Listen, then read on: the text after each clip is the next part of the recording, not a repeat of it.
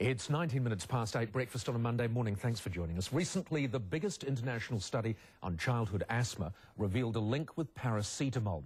So could such a commonly used painkiller have caused needless harm? And how should parents now treat children with pain? Well, here to help us out with these answers to these tricky questions, medical researcher Dr. Shaun Holt. Shaun, good morning to you. Morning, Paul.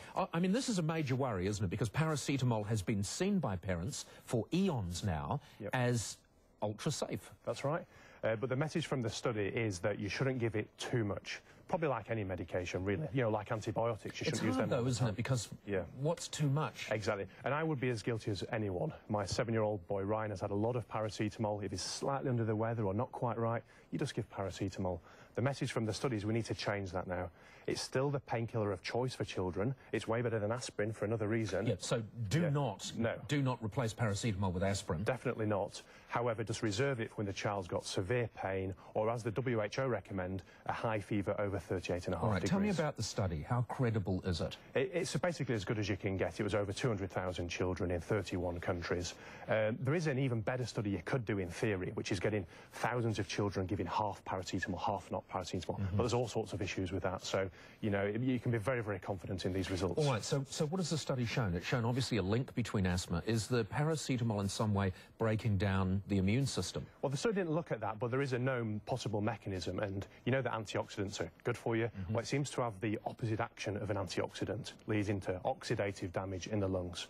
But that's not as certain, but the key message, whatever the mechanism, it definitely seems to be happening. And the disadvantageous nature of paracetamol shows itself quite quickly.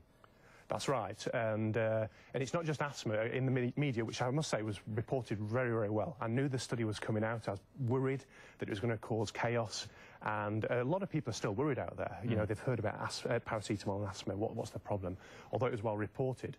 The issue, though, is it's not just asthma, it's hay fever and eczema as well, the three major allergies. All right, so the message to parents who are watching now, who perhaps have piles of kiddie asthma in the cupboards and things like that. The message is you've done nothing wrong. If, you know, don't feel guilty if you've given your child a lot of paracetamol like I have.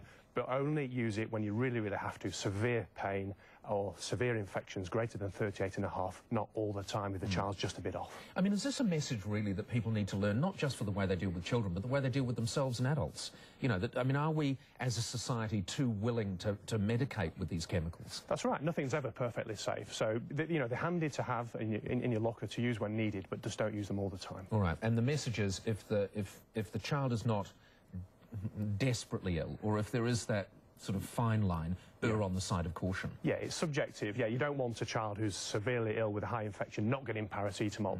And, you know, I can't give a rule for every situation on air, of course not. There's common sense, just don't use it all the time. All right. Shaun, thank you very much for joining us. Dr. Shaun Holt, general practitioner. Common sense advice, really, isn't it? But you can see, can't you? You hate it when your children are in pain. Yeah. So you whip out the paracetamol. Papol. Is that what Flopsy says? Yes, Papol. So she calls for her own medication. I don't give it to her that often, but she does like it when she gets it, which is not a bad thing.